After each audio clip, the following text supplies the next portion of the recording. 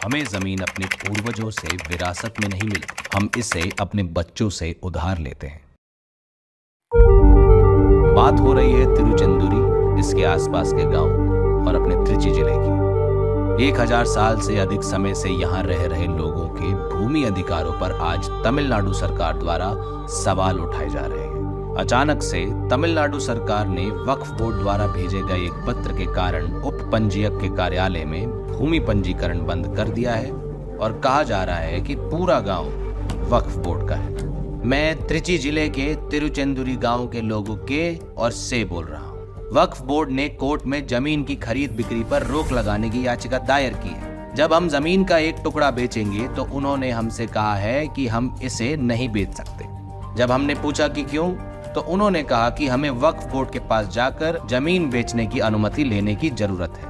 ये मजाक जैसा लगता है ना? ये ऐसा है कि जैसे मैं अचानक गया और दावा किया कि पूरा पहाड़ मेरा है। यह कितना हास्यपद होगा। इसी तरह वो लोग दावा कर रहे हैं कि पूरा गांव ही उनका है।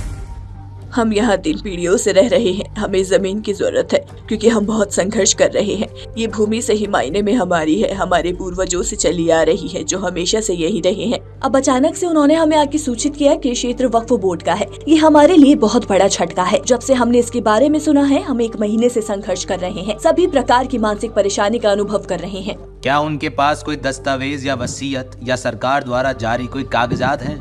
यदि उनके पास ऐसे दस्तावेज थे तो वो पिछले 1000 वर्षों से क्या कर रहे थे? यदि उनके पास भूमि के एक निश्चित हिस्से की कोई सर्वेक्षण संख्या है और वो फिर दावा करते हैं कि ये वक्फ संपत्ति है, तो हम इस पर विचार कर सकते हैं। शायद उनके पास कुछ अधिकार है, लेकिन ये लोग करीब 350 एकड़ के पूरे गांव पर दावा करते हुए कहते हैं कि 16 गांव उनके हैं। हर साल श्री रंगम के उत्सव में देवता रंगनाथन यहाँ आते हैं। अब अचानक से ये दावा कर रहे हैं कि ये जमीन वक्फ बोर्ड की है। हमें समझ नहीं आ रहा कि क्या हो रहा है। यहाँ तक कि हम जैसे शिक्षित लोगों के लिए ये भ्रमित करने वाला है। हम कल्पना नहीं कर सकते कि अशिक्षित आम लोग क्या करेंगे। नेता और कलेक्टर आके बात कर रहे हैं और कह रहे हैं कि ये तय हो गया है कि जमीन वक्फ बोर्ड की है। वो हमें इस निर्णय के लिए कोई कारण नहीं बता रहे हैं। वो जाकर आपस में चर्चा करते हैं और हमें कुछ बिना समझाए निर्णय ले लेते हैं।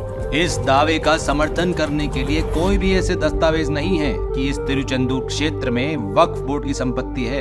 जब हमने उनसे पूछा कि उनका एकमात्र दस्तावेज क्या है, तो उन्होंने कहा कि ये सरकार द्वारा दिया गया था। उनका दावा है कि उन्होंने सरकारी रिकॉर्ड के आधार पर निर्देश प्राप्त किया। इसलिए हमें आश्चर्य हो रहा है कि क्या सरकार उनके साथ मिली भगत कर रही है। तिरुचेंदूर में न केवल घर और खेत, बल्कि 1000 साल पहले चोलों द्वारा निर्मित एक शिव मंदिर को भी वक्फ बोर्ड की संपत्ति के रूप में दावा किया जा रहा है। उस मंदिर का निर्माण साल 907 से साल 955 तक परांतक चोल के शासनकाल के दौरान उनके बेटे अरिंजय चोल ने किया था। इसका समर्थन करने वाले दस्तावेज मंदिर पर ही अंकित पाए जा सकते हैं। 14 तारीख को सभी आम लोगों ने धरना प्रदर्शन करने का निर्णय किया। उसके तुरंत बाद क्या हुआ? उस शाम अचानक पुलिस इंस्पेक्टर ने आकर हस्तक्षेप किया। उन्होंने हमसे कहा, आप सभी आम लोगों को डीआरओ के पास जाना चाहिए। क्या कमेटी? Peace committee. उन्होंने हमें इनवाइट करते हुए कहा, हम एक शांति समिति बना रहे हैं, आइए और चर्चा में शामिल होइए। पीस कमेटी के फैसले में उन्होंने उस बात का जिक्र किया जो कई सालों से चली आ रही है, सिर्फ कई वर्षों तक नहीं। जहाँ तक मुझे पता है, मैं इस गांव में लोगों की 7 पीढ़ियों के बारे में जानता हूँ। उन्होंने लंबे समय से चली आ रही स्थिति के डॉक्यूमेंटेशन करने के बजाय वक्फ बोर्ड के पक्ष में शांति समिति की बैठक को दर्ज किया है। मैं 87 वर्ष का हूँ। वक्फ बोर्ड का कोई भी सदस्य या अध्यक्ष नहीं है जिसने अब तक मुझे इस संपत्ति के स्वामित्व के बारे में बताया हो। ये मामला नया है और इसे सख्ती से निपटना चाहिए, न केवल इस गाँव वालों द्वारा बल्कि सरकार द्वारा भी, जो टैक्स लेती है लोगों से लेकिन वक्फ बोर्ड वालों से नहीं। 1955 में एक संशोधन पेश किया गया था और उस संशोधन के आधार पर यदि वक्फ किसी भूमि के एक टुकड़े पर दावा करता है तो उसे उनका माना जाता है। वो कह रहे हैं कि अगर वो दावा करते हैं तो जमीन स्वतः उनकी हो जाती है। हमें समझ नहीं आता कि ये कैसे उचित है। यह एक कड़वी सच्चाई है कि डीएमके सरकार के समर्थन से वक्फ बोर्ड आज जिन जमीनों पर दावा कर रहा है उनमें हाईवेज और रेलवे ट्रैक्स भी शामिल हैं। जिस तरह वक्फ बोर्ड सरकार का हिस्सा है, उसी तरह सब रजिस्ट्रार कार्यालय भी उसका हिस्सा है। उन्होंने नो ऑब्जेक्शन सर्टिफिकेट जारी कर दिया। हमने सरकार के आश्वासन के आधार पर ये घर खरीदे। अब वही सरकार दूसरे विभाग के माध्यम से उनके दावे पर विचार कर रही है और कह रही है कि यह भूमि वक्फ की है। यह एक मजाक जैसा लगता है। अगला विश्वासघात यह है कि वो हमारे जमीन के लिए उचित दस्तावेज जमा करने के लिए कह रहे हैं और फिर वो कह रहे हैं कि यदि वक्फ बोर्ड के पास संबंधित दस्तावेज है तो वो जमीन ले सकते हैं। हमें संदेह है कि उनके द्वारा उपलब्ध कराए गए दस्तावेज झूठे हैं। इस स्थिति को देखते हुए हम ग्रामीणों को संदेह होने लगा है कि कहीं इसमें सरकारी अधिकारियों की भी मिलीभगत तो नहीं।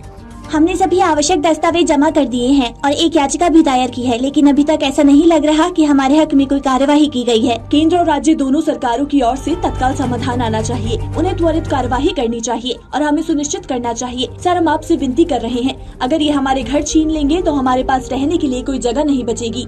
संकट की इस घड़ी में हर कोई यही सोच रहा है कि सभी लोग एक साथ आए और मुकाबला करें। कहने का तात्पर्य ये है कि एक सामान्य व्यक्ति जिसने जमीन का एक टुकड़ा खरीदने के लिए संघर्ष किया है, लोन लिया है, घर बनाया है और वहां रह रहा है, वह पहले ही संघर्ष का जीवन जी रहा है। अगर इस वक्त कोई आकर कहे कि संपत्ति उनकी नहीं बल्कि वक्फ की है तो आम लोगों पर क्या असर होगा? अभी बहुत अशांति है। हमारा पूरा गांव बहुत आक्रोशित है।